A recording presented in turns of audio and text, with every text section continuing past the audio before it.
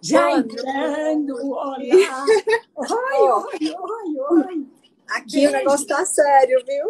Eu tô Solta o vendo. beijo, mãezinha. Solta o beijo. Solta o... Beijo, Essa beijo. o nome dela é Márcia e ela vai fazer a live com a mamãe agora. A gente vai ensinar um monte de coisa legal para todo mundo. Solta um beijo para todo mundo. Diz assim, Beijo, boa beijo. noite. Vou ficar ali no cantinho enquanto a mamãe trabalha.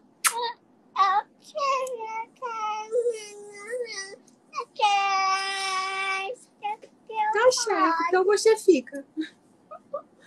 Gente, então vamos lá, né? Dando início à nossa live, né, Márcia? Muito bem-vinda, muito obrigada por ter aceito o convite.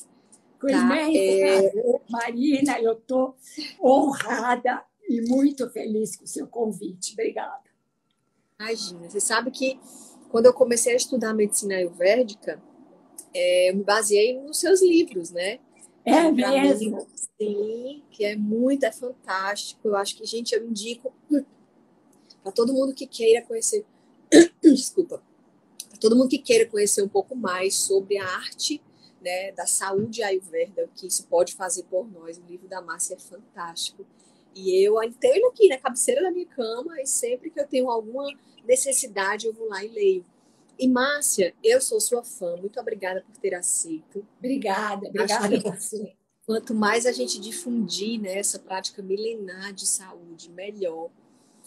Quando eu comecei a praticar a medicina ayurvédica, eu tinha muita dificuldade de trazer isso para o dia a dia, porque as pessoas ainda são um pouco resistentes, né? Muitos falam, eu não acredito nisso, eu não consigo fazer isso.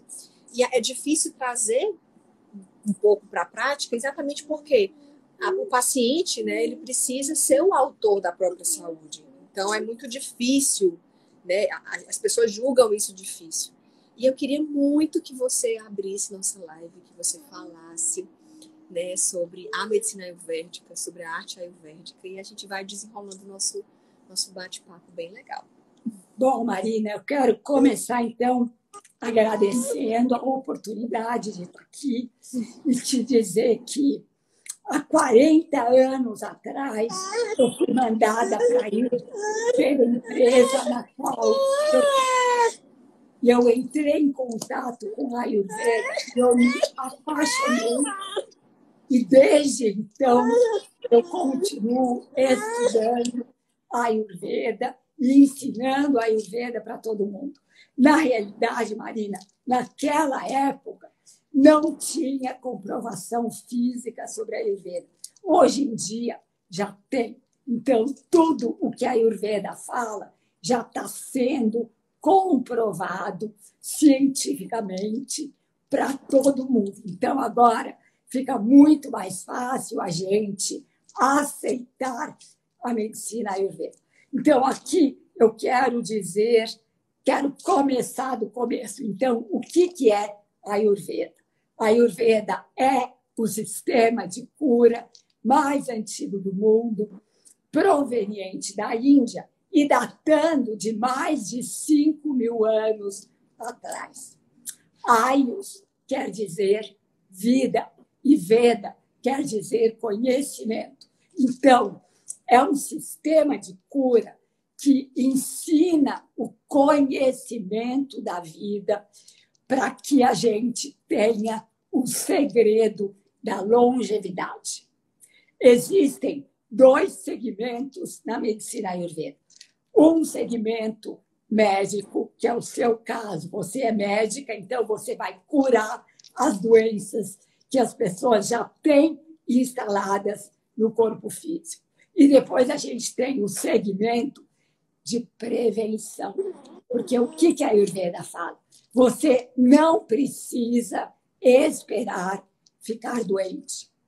Você pode inserir na sua vida hábitos saudáveis que vão gerar saúde. Então, você promove a sua própria saúde. Então, eu digo sempre que a Ayurveda é uma medicina que cuida da saúde e não da doença. E a Ayurveda foi a primeira a dizer que saúde não é apenas a ausência de doença. Saúde é um estado de bem-estar maior, onde você é feliz por ser.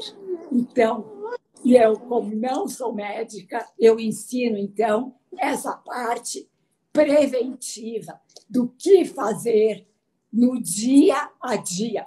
Qual é o conhecimento da vida que vai promover a nossa saúde e a nossa longevidade. E a Ayurveda diz que o ser humano só tem saúde quando ele viver conectado com os ritmos da natureza. Então, tudo que a Ayurveda preconiza é em relação à natureza. Outra coisa que a Ayurveda fala, Marina, é que cada ser humano é único e individual. E o que é bom para um não necessariamente é bom para o outro, porque nós temos constituições diferentes. Então, é tudo individualizado. As fórmulas são visualizadas, os tratamentos, a prática do yoga, os exercícios físicos, a alimentação.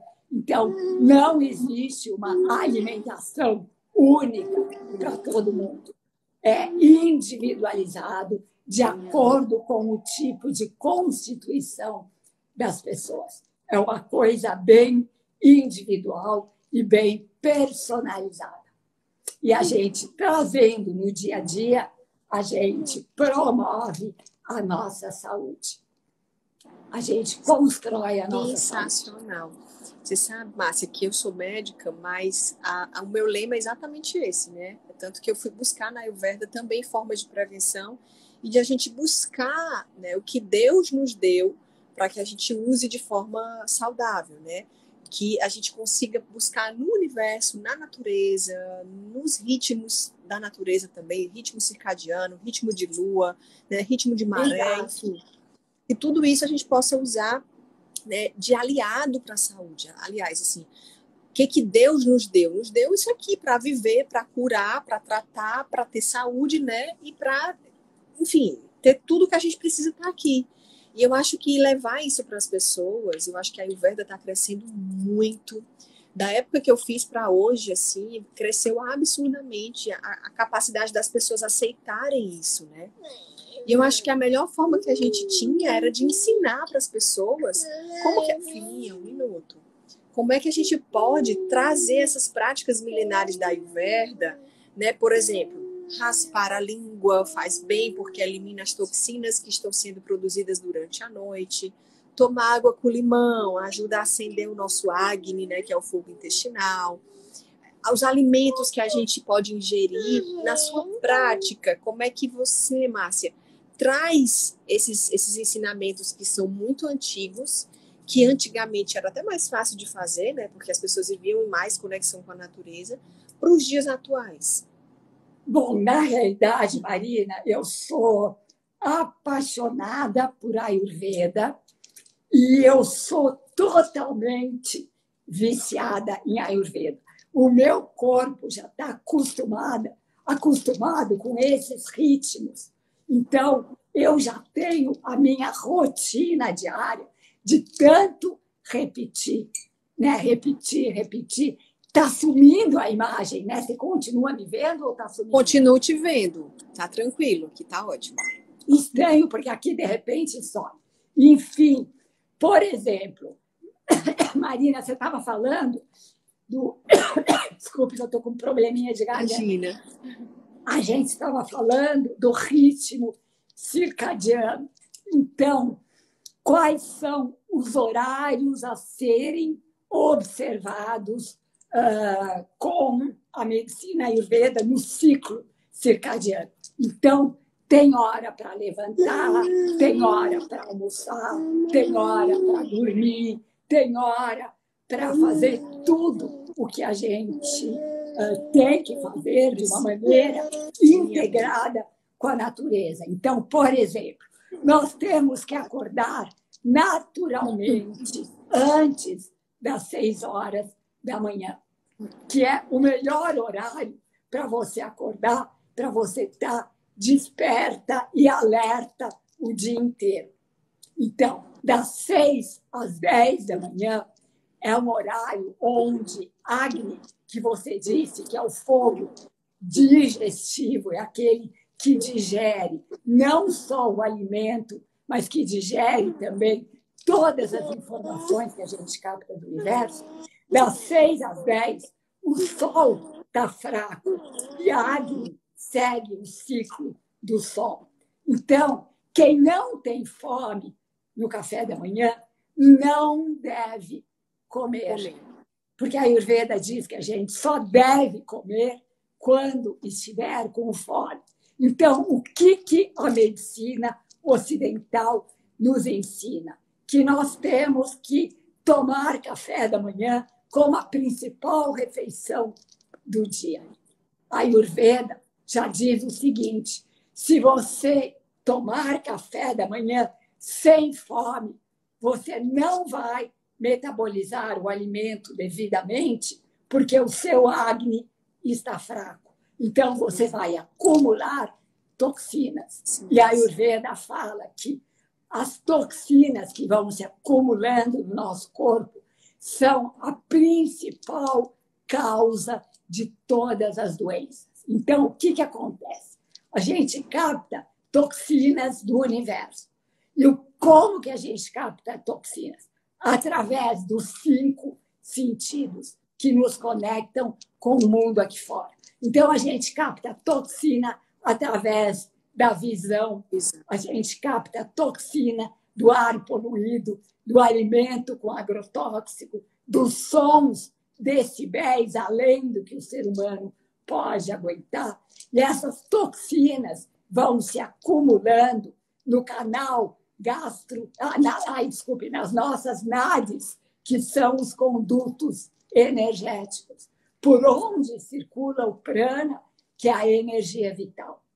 Então, se esses condutos respiratórios energéticos estão entupidos com toxinas, é a mesma coisa que colesterol na veia. Um belo dia você pode ter um infarto porque entope tudo.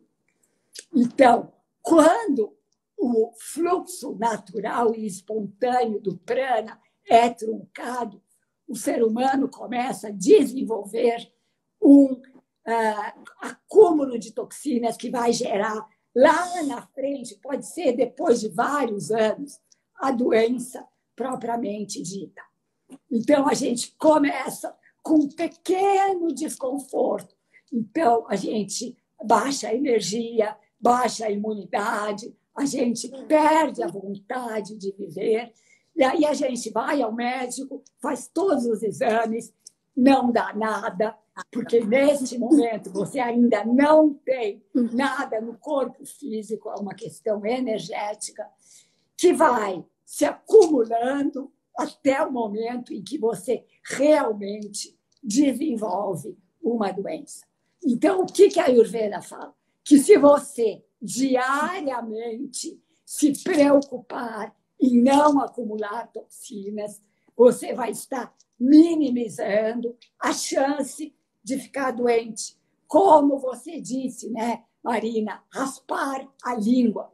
Por quê? Porque durante a noite as toxinas se acumulam em cima da língua. E antes de escovar o dente, você raspa a língua e você já elimina aquelas toxinas. Você toma um copo de água morna com umas gotinhas de limão e você já elimina as toxinas que estão acumuladas no seu canal gastrointestinal e elas vão ser eliminadas pela urina, pelas fezes, pelo suor, que são as maneiras que o corpo tem de eliminar toxinas dentro da gente. Então, são simples hábitos assim. E a má digestão, quando Agni está fraco, é uma das piores toxinas, porque o nosso corpo não metaboliza o alimento e a gente, em vez de eliminar aquilo que não serve, a gente não digere e a gente acumula como toxinas. Então, comer quando não se tem fome é uma heresia para a Ayurveda. Então, isso que é preconizado hoje em dia, que a gente tem que comer de 3 em 3 horas, não é o que o Ayurveda preconiza. Pelo contrário, a Ayurveda preconiza que a gente tem que comer nas refeições e deixar esse tempo com o estômago vazio para que Agni, o fogo digestivo, se inflame. É como uma fogueira. Se a fogueira está forte, gera calor. Se a fogueira, se o fogo está fraquinho, gera só aquela fumaça, mais toxinas e não metaboliza o alimento. Então, café da manhã sem fome está abolido. E eu digo para minhas alunas assim, né, Marina, aqui. Quando o seu filho não quer tomar café da manhã, não insista, porque não é preciso comer quando não tem fome. Em contrapartida, o almoço, tipo meio-dia, 1 hora, é a hora que o sol está pino e é a hora em que Agni está mais inflamado. Então, o almoço é a principal refeição do dia. E o jantar deve ser leve, por volta das 6, 7 horas da noite, para que a gente vá dormir com a digestão feita. A gente não deve dormir com o estômago cheio e a digestão ainda não. Você sabe que existe um ditado japonês que chama Hara Hashibu. Não sei se você já ouviu falar. Não, o que quer dizer? Não? É engraçado que essa técnica, não, essa forma, né, de enxergar a saúde através da alimentação, de que a gente não precisa comer quando não tem fome, o Hara Hashibu é um ditado japonês que diz assim, a gente tem que comer, porém, deixar o intestino sempre 30% livre. A gente só deve ocupar 70% do intestino, desculpa, do estômago. Né? Para quê? Exatamente para ter 30% do estômago livre, para que a gente consiga produzir enzima digestiva e que a enzima digestiva que a gente produziu consiga digerir o alimento. Muitas vezes a gente come tão rápido, come tanto, o estômago fica tão cheio que não tem condição, ele não tem espaço para produzir, para liberar a enzima digestiva, e aquela enzima digestiva não consegue degradar o alimento. E aí começam os sintomas de azia, má digestão, gastrite, empachamento. Fora isso, Márcia, a partir dos 40 anos, a gente começa a diminuir a produção de enzima digestiva. Por quê? Porque a gente não precisa comer tanto. E o que acontece? A partir dos 40 anos, parece que a ansiedade aumenta, as demandas aumentam, e as pessoas acabam comendo muito mais, né? E não respeitando isso daí, do não comer se não tiver fome. Né? Então, você vê que a Ayurveda, que é uma ciência indiana, mas na maioria dos países centenários, né, no qual as pessoas têm mais saúde, eles também aplicam isso. Né? Eles também aplicam essa questão da gente respeitar o nosso corpo, a gente saber como o nosso corpo... Eles falam, Marina, que nós comemos 3/3. 1/3 seria o suficiente para a gente viver. E 2/3 servem para deixar os médicos ricos, porque as pessoas ficam com doenças pelo fato de comer demais. É verdade. A gente tem que comer com consciência, ouvindo o nosso corpo e realmente deixando espaço para que haja a movimentação do bolo alimentar, para que depois ele seja eliminado naturalmente. Se sentir fome à noite, toma chá. Perfeito, Sueli. Se sentir fome à noite, toma chá. Toma um leitinho morno com cardamomo, com noz moscada, que é uma erva indutora do sono.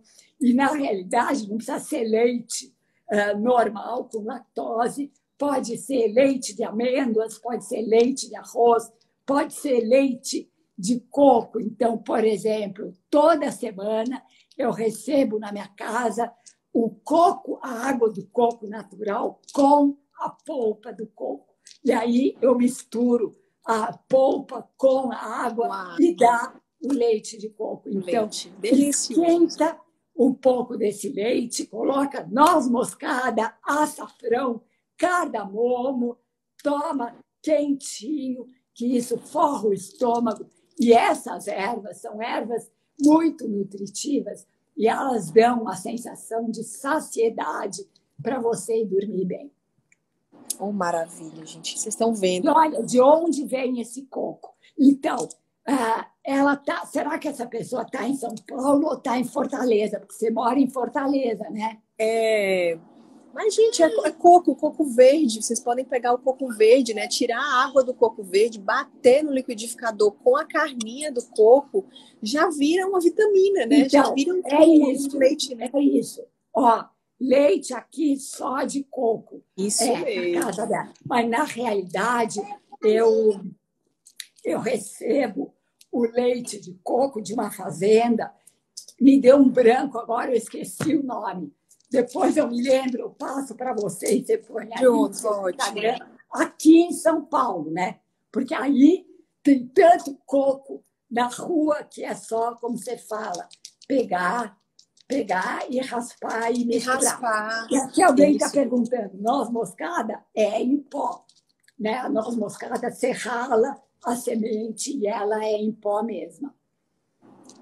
É tão interessante, né? A gente falando disso de Ayurveda, quando você falou em toxinas, né? Que é a principal causa de doenças.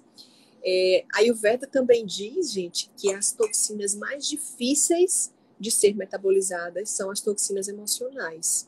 Sem dúvida, sem dúvida. Né? Quando a gente fala nos 5 sentidos que o nosso corpo tem como forma de bloquear essas energias e de aumentar as toxinas, eu ainda acrescento o 6º sentido, que é a consciência, que está muito interligado aí com as toxinas emocionais. E a gente tem vivido, né, uma época de muita intoxicação emocional, né, Márcia? De muito medo, muita insegurança. Isso é um problema muito sério. Olha, aí só respondendo essa pergunta da Eliana, eu já respondo a sua. Quando a pessoa tem fome, ela deve, quando sentir fome, toma uma xícara de água morna com um pouquinho de mel. Aquele sabor doce do mel já dá uma saciedade, que é uma maneira de você enganar o seu estômago. E, aos poucos, o corpo vai acostumando. E aí, Marina, voltando ao assunto que você abordou, é a pura verdade. As toxinas emocionais são as piores. A gente tem que cuidar muito delas. E agora, por exemplo, nesse surto de pandemia no qual nós estamos, as pessoas têm muito medo, têm muita insegurança, têm muita ansiedade.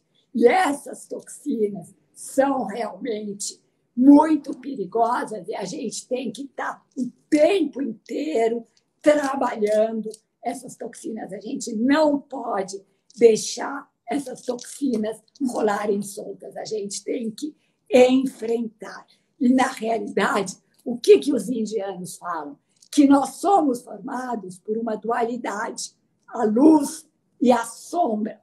Então, nós temos mesmo essas emoções, fazem parte da gente, mas a gente tem que substituir. Então, por exemplo, quando a gente tem medo, a gente tem que entender que o universo, existe no universo uma força maior que tudo rege e que tudo controla da maneira mais perfeita e que existe uma razão de ser para tudo que está acontecendo e que a gente tem que aceitar com equanimidade, ou seja, não é nem bom nem ruim, é porque é o que tem que acontecer.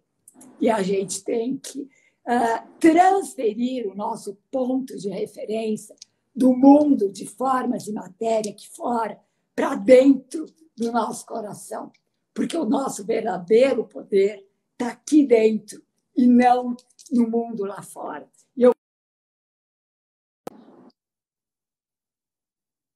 Parábola de Jesus Cristo que dizia: edificai a sua casa em terreno sólido, em rocha sólida, que é exatamente o nosso interior, a nossa essência. Então, a gente tem que introspectar, ir para dentro, porque a saída não é para fora, a saída é para dentro, e nós temos que respirar, nós temos que meditar, nós temos que ficar em solitude e ouvir a voz do nosso silêncio, que é a voz do nosso coração.